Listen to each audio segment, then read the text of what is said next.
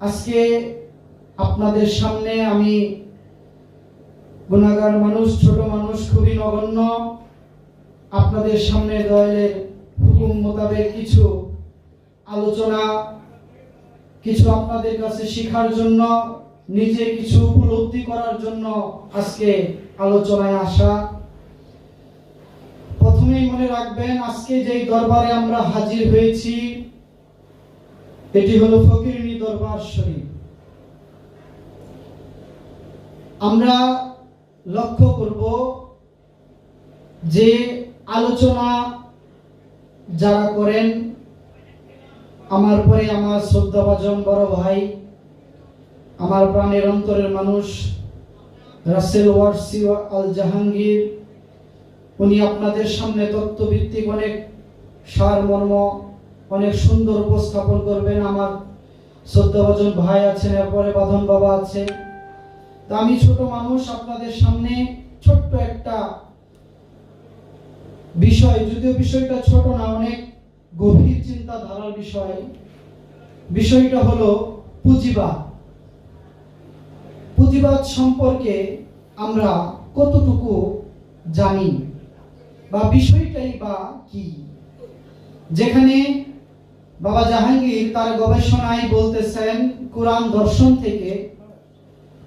কোরআনে একটা সূরা নাজিল হয়েছে, সূরা, যেই সূরাটি পবিত্র কোরআনুল কারিমে এই পুঁজিবাদের উপরে আঙ্গুল তুলে সমগ্র জগতের সামনে উপস্থাপন করেছেন। সেই সূরাটার নাম হলো হুমাজা। এই সূরাটাই মহান রব্বুল আলামিন বলতে লাগেন, আল্লাযী জামা মালাহু ওয়া আদ্দাদা, যে যারা সম্পদ গুনিয়া বাঁচিয়া রাখে, গণনা করে, তারা জাহান্নামী। যারা সম্পদ জমা করে, যারা এই সম্পদের ভিতরে মোহগ্রস্ত হয়ে গেছে। এখন বিষয়টা যদি সহজ করে বলি, এখানে আমরা যারা উপস্থিত হয়েছি, আপনারা বলেন তো, এই যে আমি বা আমরা যারা এখানে উপস্থিত হয়েছি, এখানে কেউ কি বলতে পারবেন যে যে বাড়িতে আপনি বসবাস করেন ওই বাড়িটা আপনার? যেই জমিতে আপনি ঘর তুলেছেন সেই জমিটা আপনার? যেই টাকা পয়সা ধন সম্পদ দিয়ে নিজের ভিতর অহংকারকে জাগ্রত করেছেন সেই টাকা পয়সা সম্পদ কি আপনার নিজের? এটা বোঝার বিষয়টা হলো, সবচেয়ে প্রথম যে বিষয়টা, আপনি নিজেই তো নিজের না। আপনি নিজেই তো নিজের না।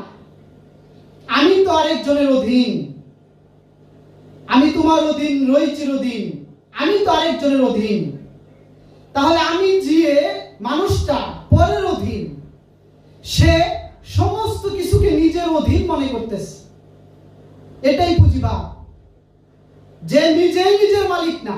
পরের জায়গা, পরের জমি, ঘর বানায় আমি রই, আমি তো সে ঘরে মালিক নই। এই জগৎকে সাজিয়েছেন মহান রব্বুল আলামিন আমাদের কে বুঝার জন্য, খেদমতের জন্য। হ্যাঁ, এটা ঠিক আছে, আপনাকে এই ধরাধামে পাঠিয়েছে প্রতিটা বিষয়, জীব জানোয়ার গাছপালা তরুণতা, আপনার সেবা করার জন্য, আশরাফুল মাখলুকাতের সেবা করার জন্য। কিন্তু কোনো কিছুই যদি আপনি নিজের একান্ত ব্যক্তিগত মনে করেন, সাথে সাথে রব্বুল আলামিন বলতেছেন আপনি জাহান্নামী। কেন?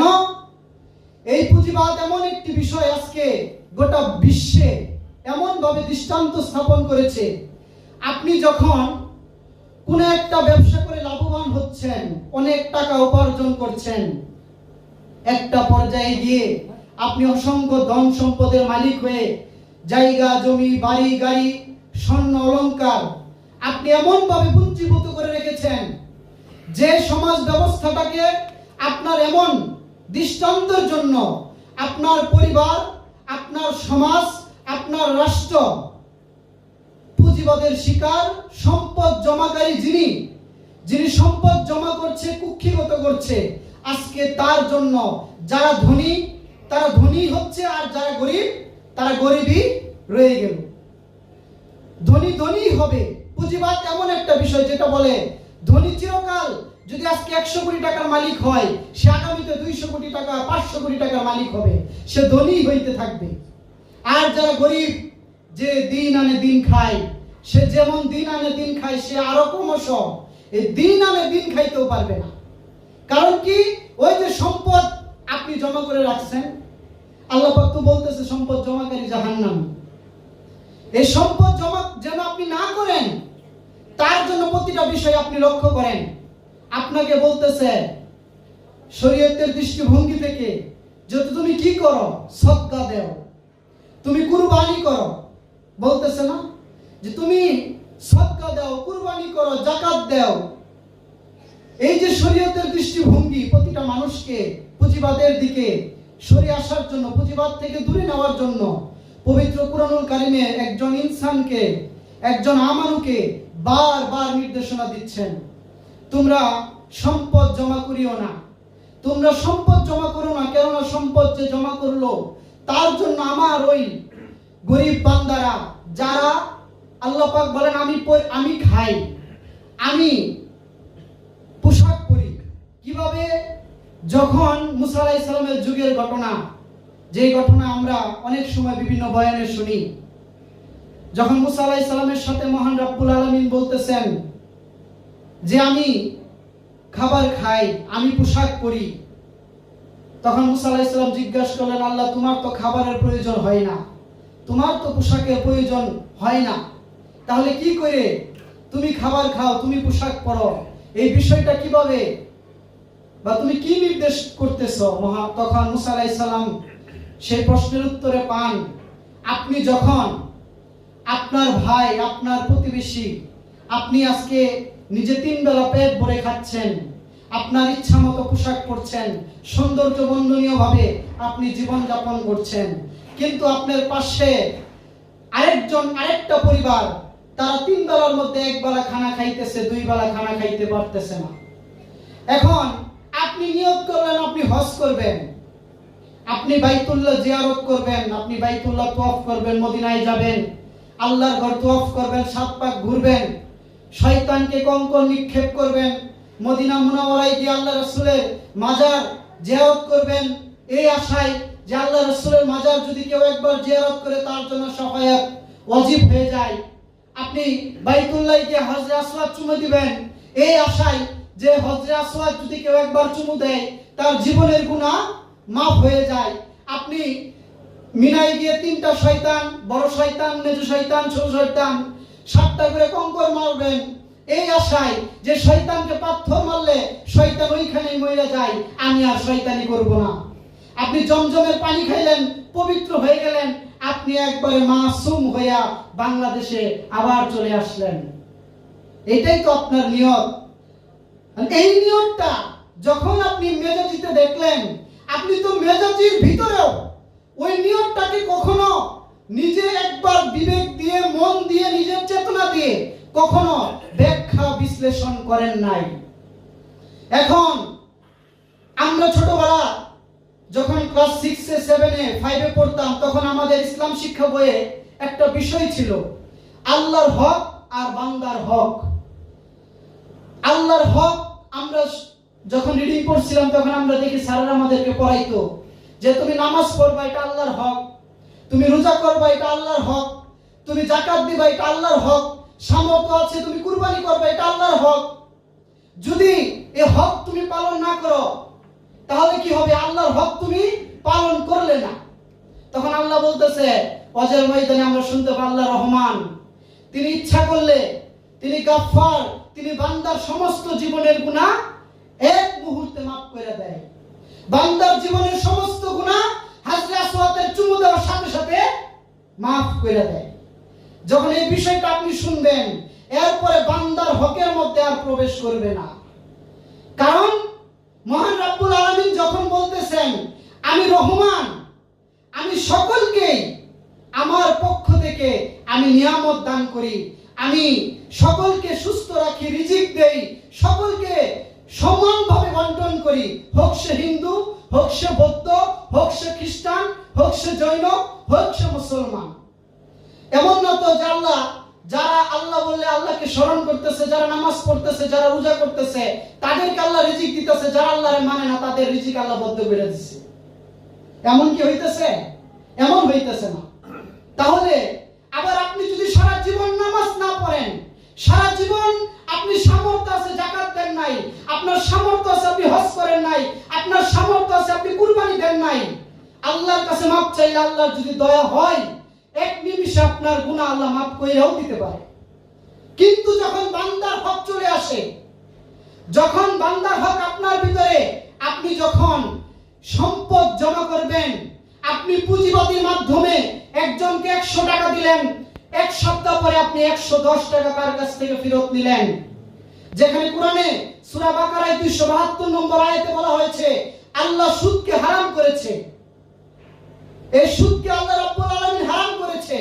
এখন আপনি এই বান্দার হকটা যখন আপনি নষ্ট করবেন, যে বান্দা আপনার কাছে চেয়ে আছে, কারণ আপনার মাধ্যমে ওই বান্দা সাহায্য পাবে, কারণ আল্লাহ তো সরাসরি কোনো কিছু করে না, উসিলা ছাড়া আল্লাহ কোনো কিছুই দেয় না। আপনি যে দুনিয়াতে আইছেন এটাও তো উসিলা লাগছে। আজকে আপনি যে এই ফকির দরবার শরীফে আইছেন, কয়টা উসিলা দিয়ে আইছেন এটাও চিন্তা করেন। উসিলা ছাড়া কিছুই হয় না।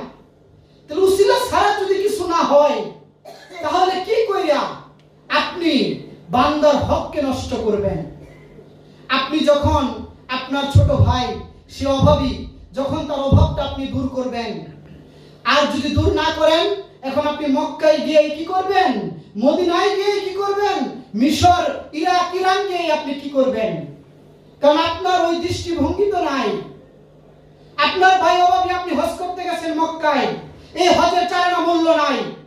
আপনার পাশের বাড়ি একটা বিবাহযোগ্য কন্যা, তার মা বাবা বিবাহ দিতে পারছেন, আপনার সামর্থ্য আছে, আপনি তাকে সাহায্য করছেন না। আপনি বছর বছর হাজির টাইটেলের জন্য হজ করতে যাইতেছেন। আপনি সারা জীবন আজকে 1 কাঠা জমি ক্রয় করছেন, আবার 5 কাঠা জমি কিনতেছেন, 1 পুরো সম্পত্তির মালিক, আবার আপনি 2 পুরো সম্পত্তির মালিক হইতে চাইতেছেন। আর ওই দিক দিয়ে ওই বাবা মা তার মেয়েটাকে বিবাহ করাইতে পারতেছে না।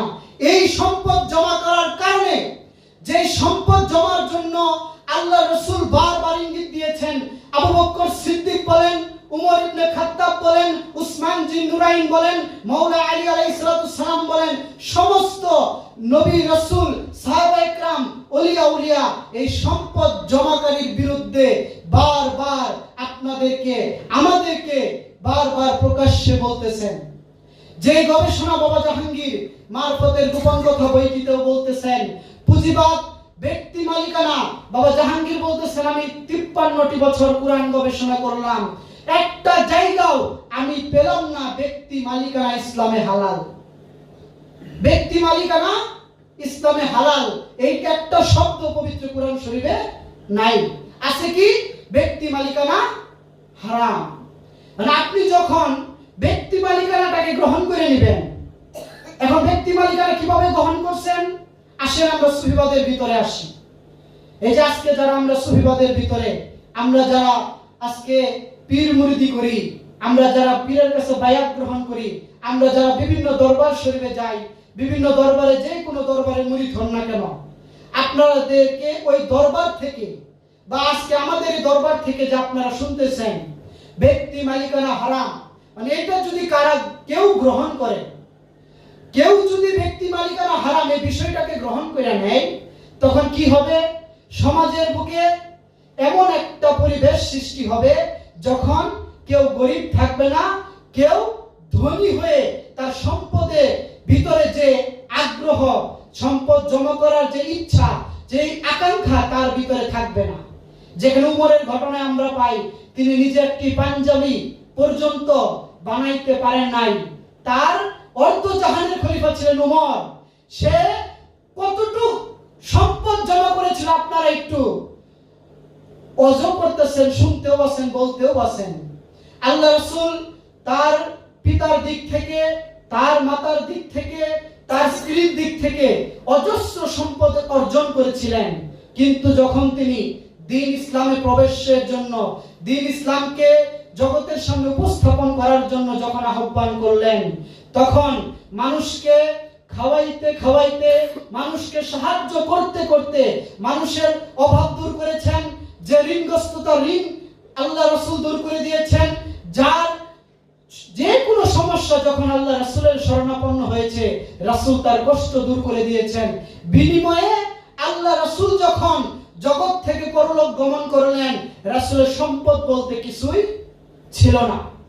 তাহলে ওইটা যদি রাসূলের শিক্ষা হয়, তাহলে আপনারাই কোরআনে বলতেছেন, আমরাই কোরআনে পাইতেছি আতিউল্লাহ ওয়া আতু রাসূলা, তোমরা আল্লাহকে অনুসরণ করো। যদি আল্লাহকে অনুসরণ করতে যাই, আল্লাহকে দেখা যায় না, ধরা যায় না, ছোঁয়া যায় না, তাহলে কিভাবে আমি আল্লাহকে অনুসরণ করব? তখন আল্লাহ রাব্বুল আলামিন বলতেছেন, তোমরা আমার রাসূলকে অনুসরণ করো। যদি রাসূলকে অনুসরণ করো, তাহলে আল্লাহর অনুসরণ হয়ে যায়। এখন রাসূলকে অনুসরণ আপনারা কিভাবে করতেছেন? আপনারা নিজেরাই নিজেকে প্রশ্ন করেন। আপনারা রাসূলকে অনুসরণ করতেছেন, রাসূল যে দাওয়াত দিত তার বাড়িতে দাওয়াত রক্ষা করত। আপনারা রাসূলকে অনুসরণ করতেছেন, আপনার খাওয়ার পরে মিষ্টি খাওয়া সুন্নাত, আপনার জুব্বা পরা সুন্নাত, লম্বা পাঞ্জাবি জুব্বা পরা সুন্নাত, মাথায় পাগড়ি বাঁধা সুন্নাত, মুখে দাড়ি রাখা সুন্নাত। এই প্রতিটা বিষয় যখন আপনারা পালন করতেছেন, আর যখন আপনাদের সামনে তুলে ধরা হয় ব্যক্তি মালিকানা রাসূল হারাম করেছে, আল্লাহ রাসূল কোনোদিন কোন উম্মতকে এই শিক্ষা দেন নাই তোমরা সম্পদ অর্জন করে সেই সম্পদ পুঞ্জীভূত করে রাখো। যখন এই কথা বলা হয়, তখন আপনাদের ভিতরে অটোমেটিক চুলকানি শুরু হয়ে যাবে। কেননা আপনারা যখন একটা ওয়াজের ময়দানে ওয়াজ করতে যান, তখন এই সাকিব খানের জীবনী, এই বর্তমান বাংলাদেশের প্রেক্ষাপটের জীবনী বলতে গেলেও আপনাকে 1.5 লক্ষ 2 লক্ষ টাকা তাকে হাদিয়া দিতে হয়, এবং অগ্রিম তাকে কিছু নজরানাও দিতে হয়। তাও হবে না, তাকে হেলিকপ্টার দিয়ে আনতে হয়। তাহলে আজকে ইসলামের কথা, দিন ইসলামের কথা, আল্লাহ রাসূলের কথা বলতে গেলে যদি আপনাকে 1 লক্ষ 2 লক্ষ টাকা দিতে হয়, তাহলে রাসূলের ওই সুন্নাতটা, যে সুন্নাত রাসূল কোনদিন আরামের বিছানায় আরাম করেন নাই, রাসূল কোনদিন একটা জাঁকজমকপূর্ণ পোশাক রাসূল তার নিজে খুশি মতো পরেন নাই উম্মতের শিক্ষার জন্য, তাহলে আপনি ওই শিক্ষাটা কতটুকু গ্রহণ করতে পেরেছেন? বাবা জাহাঙ্গীরের দর্শন থেকে আপনারা গ্রহণ করেন, যেইভাবে বাবা জাহাঙ্গীর আমাদেরকে বলতেছেন, যদি সম্পদ জমা করো তাহলে তোমার দ্বারা তোমার ভাই কষ্ট পাবে, যদি সম্পদ জমা করো তোমার দ্বারা তোমার প্রতিবেশী কষ্ট পাবে, যদি সম্পদ জমা করো সমাজের ভাবমূর্তি নষ্ট হবে, রাষ্ট্রের ভাবমূর্তি নষ্ট হবে, যারা ধনী তারা চিরকাল ধনী রয়ে যাবে, যারা গরিব তারা চিরকাল গরিবই রয়ে যাবে। তাহলে এই শিক্ষাটা তো বাবা জাহাঙ্গীর ব্যক্তিগত শিক্ষা দিচ্ছেন না, এই শিক্ষাটা আল্লাহ রাসূলের শিক্ষা, এই শিক্ষাটা পাক পাঞ্জাতনের শিক্ষা, এই শিক্ষাটাই দ্বীন ইসলামের শিক্ষা। কিন্তু দ্বীন ইসলামের শিক্ষাটা আপনারা কেন গ্রহণ করবেন? কারণ আপনারা দ্বীন ইসলামে তো প্রবেশই করেন নাই, আপনারা দ্বীন ইসলামের ভিতরেই ঢোকেন নাই, তাহলে দ্বীন ইসলামের শিক্ষাটাই বা কেন গ্রহণ করবেন?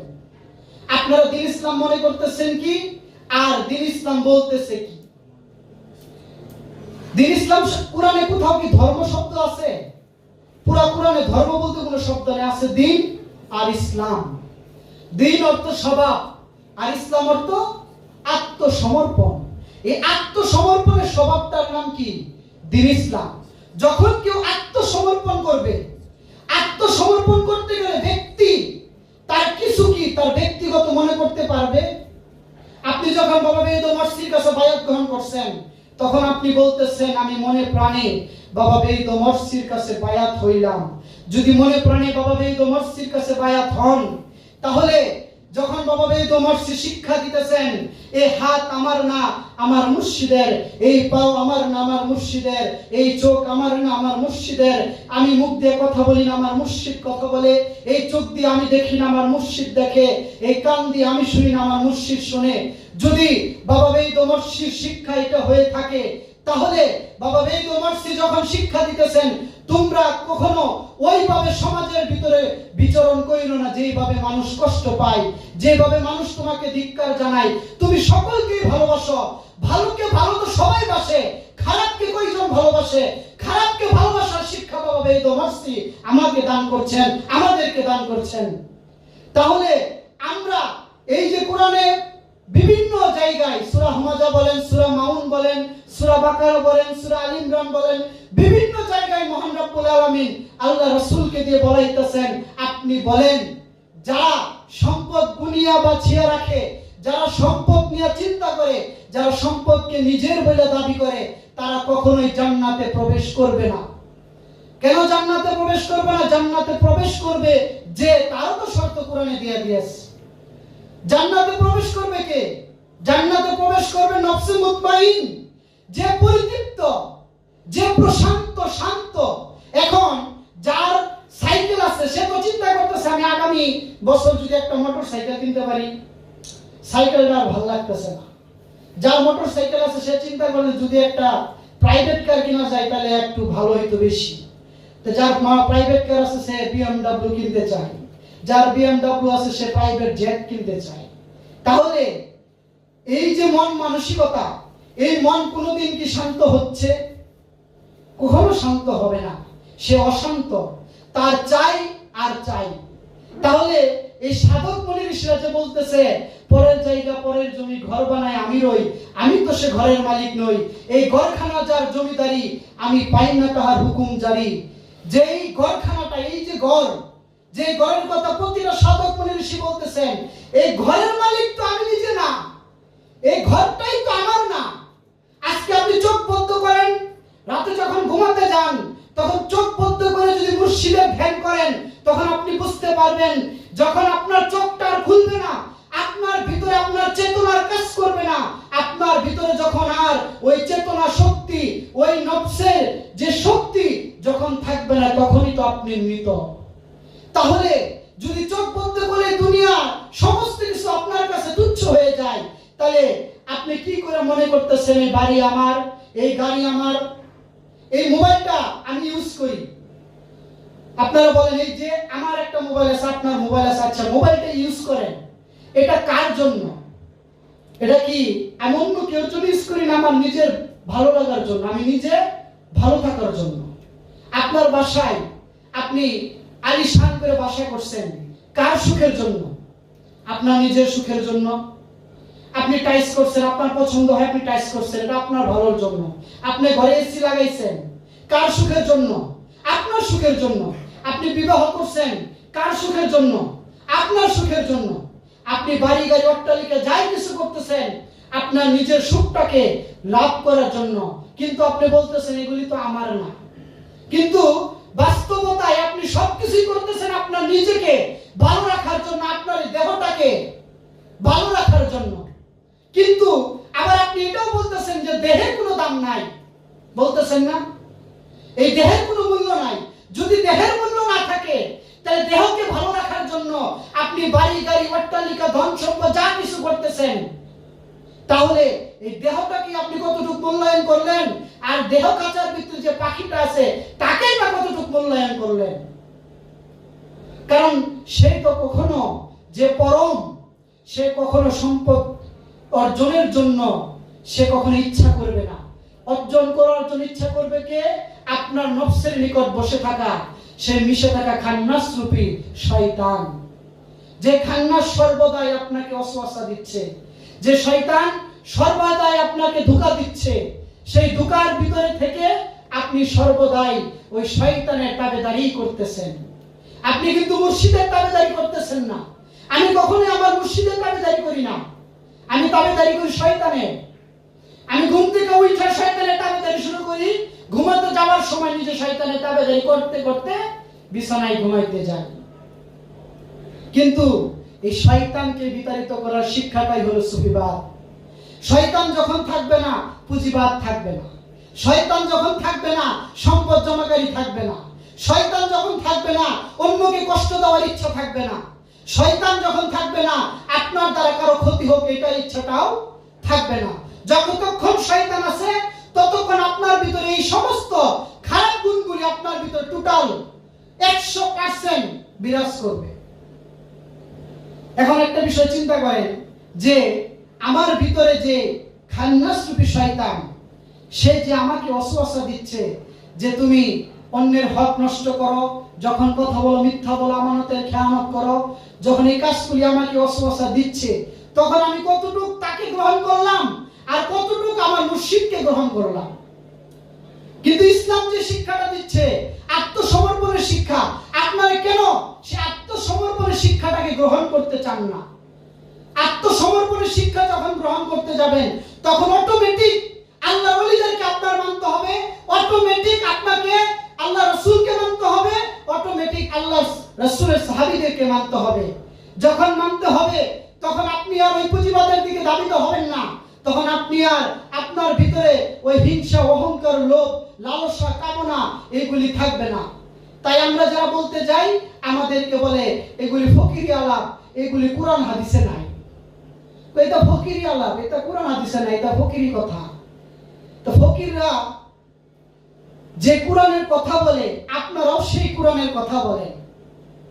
আপনারা যে কোরআনের কথা বলেন ফকিররাও কি ওই কোরআনেরই কথা বলে, কিন্তু আপনাদের কাছে সাইনবোর্ড হয়ে গেছে এটা ফকিরি কথা, এটা মোল্লার কথা। এই যে সাইনবোর্ডটা দাঁড় করাইলেন এটা ফকিরির কথা, এটা মোল্লার কথা। কোরআন তো ফকিরেরও না মোল্লারও না। কোরআন কি ফকিরে? কোরআন কি মোল্লা? কোরআন কার? কোরআন বলতেছে এই জগতের রহমত স্বরূপ। কোরআন নাজিল হয়েছে কেন? এই সমগ্র মানব জাতিকে হেদায়েত করার জন্য, সমগ্র মানব জাতিকে তাওহীদের ভিতরে প্রবেশ করানোর জন্য। রাসূল কি মোল্লা? আল্লাহ রাসূল কি কোনো ফকিরে বাইটা দিতে পারবেন? আল্লাহ বলতেছে রাসূল হলো রাহমাতাল লিল আলামিন, তিনি জগতের রহমত। তিনি মুসলমানের নবী না, তিনি হিন্দুর নবী না, তিনি বৌদ্ধর নবী না, তিনি সমগ্র সৃষ্টি যতটুকু আল্লাহ রাব্বুল আলামিনের রুবুবিয়ত কাজ করে, যতটুকু জায়গায় মহান রাব্বুল আলামিন বিরাজ করে, ঠিক ততটুকু জায়গায় আমার মহানবী মুস্তাফাও বিরাজ করে। তাহলে যদি ওইটা বিরাজ করে আপনি মানেন, যদি শুনেন, তাহলে কি করে আপনি মহানবীকে মুস্তাফাকে আপনি বাইটা দিলেন এটা ফকিরে, এটা মোল্লা। এখন ফকিরেরটা যদি মানেন তাহলে আপনার মোল্লাগিরি থাকবো না। মোল্লাগিরি কিভাবে থাকবো না? এই যে টাকা নিয়ে প্রশ্ন করতে পারবেন না, তখন তো ওই জান্নাতের বাগানে ঘোরাঘুরি কমে যাবে। জান্নাতের বাগানে ঘোরাঘুরি কমে যাবে না? আমাদের এলাকায় বিপুল মাহফিল হইতেছে, প্রতিদিন 2টা-3টা মাহফিল জান্নাতের বাগান প্রতিদিন হইতেছে। যেই মাঠে জান্নাতের বাগান হইছে আমার বাসার সামনে স্কুলের মাঠ, বড় মাঠ, এই মাঠেই 2 দিন আগে দেখছি জান্নাতের বাগান, এই মাঠে 2 দিন পরে যাত্রার প্যান্ডেল, এটা হচ্ছে জাহান্নামের বাগান। মাঠ কিন্তু একটাই, মানুষও একটাই, খালি বক্তা চেঞ্জ আর হলো নাট্যকার চেঞ্জ। যারা ওই ওয়াজ শুনছে তারা ওই এই নাটক দেখতেছে। তাহলে ওয়াজি কি করলেন আর নাটক কি শুনলেন? কারণ আপনি যে বলতেছেন, আমি বলতেছি আমি নিজেই তো নিজেকে পরিবর্তন করতে পারি না। নিজেকে কখনো নিজেকে পরিবর্তন করতে পারছেন? আপনি সত্যবাদী বয়ান করতেছেন, আমি সত্যবাদী, সর্বদাই অন্যের ভালো করতে হবে, অন্যকে সমান দৃষ্টিতে দেখতে হবে। তুমি যা খাও, তোমার বাড়িতে যে কাজ করে তাকেও তা খাওয়াইবা, তুমি যা পছন্দ করো তাকেও তা কিনা দিবা, তুমি যা যেই টেবিলে বসে খানা খাও ওই টেবিলে বসে তাকেও খাওয়াইবা। যখন এগুলো আমি ওয়াজ করি, বাড়িতে গিয়ে দেখি আপনি পরে রয়েছেন স্যুট প্যান্ট টাই, আর আপনার বাসার কাজওয়ালা যে কাজ করে খায় তার পরনে জামা নাই। তাহলে এই ওয়াজে হেদায়েত হইব কই থেকে? এই ওয়াজে হেদায়েত হবে না তো। কারণ হেদায়েত বিরাজ করে কোথায়? এই স্বভাবের ভিতরে।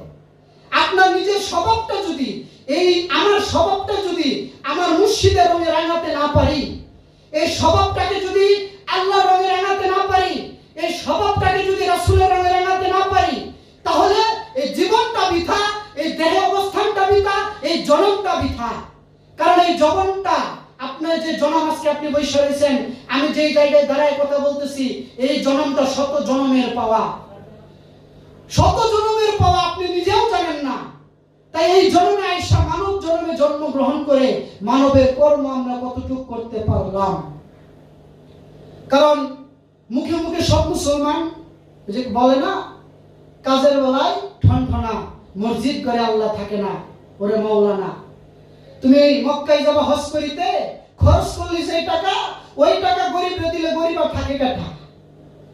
5 লাখ টাকা 6 লাখ টাকা লাগে না মক্কায় গেলে হজ করিতে? তা আব্দুর রাজ্জাক, মাতাল কবির রাজ্জাক দান বলতেছে যে টাকা দিয়ে হজ করবার গেছো, এই 5 লাখ টাকা একটা গরিব অসহায় ফ্যামিলিরে দিলে ওর 14 পুরুষ বয়ে খাইব। ওই যে কষ্ট, সারা জীবন কষ্ট করছে, তার সমস্ত জীবনের ফয়সালা 5 লাখ টাকা দিয়ে হয়ে যাবে। আর বেশি লাগবে একটা মানুষ ভালো থাকতে গেলে? একটা ব্যবসা বাণিজ্য, একটা সুন্দর মতো চলার জন্য 5 লাখ টাকা যথেষ্ট না? তো ওর স্ত্রী, ওর পুত্র, ওর নাতি, ওর পুত্রী যত পুরুষ আইব, ওই সমস্ত 14 পুরুষ তোর নাম লইব। কিন্তু আপনি তো 5 লাখ টাকা খরচ করে কাম সাইরাইছেন, আলহাস লাগায় টাইটেল হয়ে গেছে। আপনি তো আলহাস হয়ে গেছেন। যে হজ করলে আপনি আলহাস হয়ে গেলেন, তাহলে আলহাসের মূল্যটা আপনিও বুঝেন নাই, আপনার আলহাসও বুঝেন নাই। কারণ মক্কাকে নির্মাণ করা হয়েছে, কাবা ঘর প্রতিষ্ঠা করা হয়েছে মানব জাতির মিলন কেন্দ্র হিসাবে। তাই এই মক্কাটা আপনার ভিতরে কোনোদিন তালাশ করছেন কিনা? এই বাইতুল্লাহটা আপনার ভিতরে তালাশ করছেন কিনা? সব তো দেহের ভিতর। আপনি সমস্ত কিছু যাই বলতেছি সব তো দেহের ভিতর। আপনার দেহের বাইরে কোনো কিছুর অস্তিত্ব নাই। কিন্তু আপনি কখনো দেহকে নিয়ে চিন্তা করেন নাই, দেহকে নিয়ে কখনো ভাবেন নাই। আমাদের সাধক জালালউদ্দিন খান সাহেব একটা কথা বলছিলেন তার বাণীতে, যে যার তার বোঝনা করো থাকিয়া মন এই সংসারে, তালাশ করো কারে মন তালাশ করো তারে, করিলে সারা বন্দেগী সর্বঙ্গ হবে নাকি, বিনয় করে ডাকছে খাকি আইরে আমার ঘরে, খাক যাবে খাকি মিশে বাতাস যাবে উড়ে, আতশে আপ জ্বালাইবে রুহু যাবে শূন্য কারে, তালাশ করো তারে মন তালাশ করো তারে। কেন তুমি মক্কা যাবা, আপন করে আছে কাবা, অতিশয় মনোলোভা দিল দরিয়ার পারে, দেহের ভিতর ওই মদিনা চিনতে কয়জন পারে, চোখ বুজিয়া দেখ না চায় ফেরেশতারাও সেজদা করে, তালাশ করো তারে মন তালাশ করো তারে। তাহলে এই যে দেহের ভিতরে সবকিছু, তাহলে এই দেহটা যদি সবকিছু হয়, আপনার নিজেকে দিয়ে আপনি চিন্তা করেন, নিজেকে দিয়ে অনুধাবন করেন, তাহলে ইসলামের প্রতিটা বিষয়, দ্বীন ইসলামের প্রতিটা বিষয়, আল্লাহ সুবহানাহু ওয়া তাআলা যে বিষয়গুলি আল্লাহর নবীদেরকে দিয়া, আল্লাহর রাসূলদেরকে দিয়া, আল্লাহর সাহাবীদেরকে দিয়া, আল্লাহর ওলিদেরকে দিয়া শিক্ষা দিয়ে গেছেন, তোমরা এই শিক্ষাটা অর্জন করে জগতের বুকে এই শিক্ষাটাকে বিলিয়ে দাও। যে শিক্ষা তুমি মানো ওই শিক্ষাটাই দাও, যে শিক্ষা তুমি মানো না ওই শিক্ষা কাউকে দিতে যাও না। তাহলে সর্বোপরি একটা বিষয়, পুঁজিবাদ যদি হারাম হয়, এই হারামটাকে মেনে নিয়েন। যদি হারাম না মানেন, আপনি যতই দিনের বয়ান করেন, যতই আল্লাহ রাসূলের নূহের কিস্তির আলোচনা করেন, কোনো হেদায়েতের বার্তা আসবে না। কারণ আগে আপনি নিজে হেদায়েত হন, তারপরে হেদায়েতের বার্তা শোনান। তাহলে আজকে এখানে আমি আমার আলোচনা এখানে ইতি টানলাম।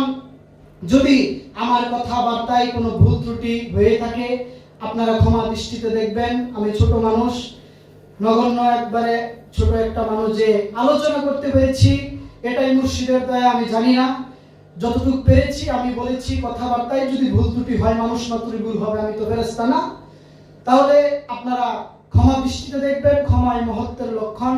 আর সর্বোপরি একটা বিষয় বলে যাই, যে বিষয়টা হলো আপনারা সুফিবাদে প্রবেশ করেন, কারণ সুফিবাদ আত্মপরিচয়ের একমাত্র পথ, যেটা বাবা জাহাঙ্গীর আমাদেরকে বলে গেছেন।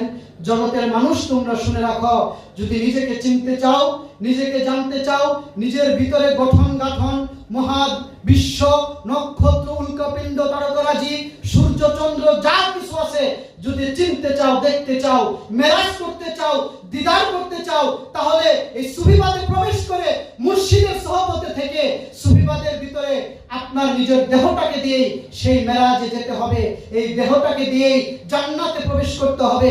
এই দেহটার ভিতরে বিরাজ করেই আপনার আত্মশুদ্ধি অর্জন করতে হবে। তাই এই বলে আমি আমার আলোচনা ইতি টানলাম। জয় গুরু, আসসালামু আলাইকুম।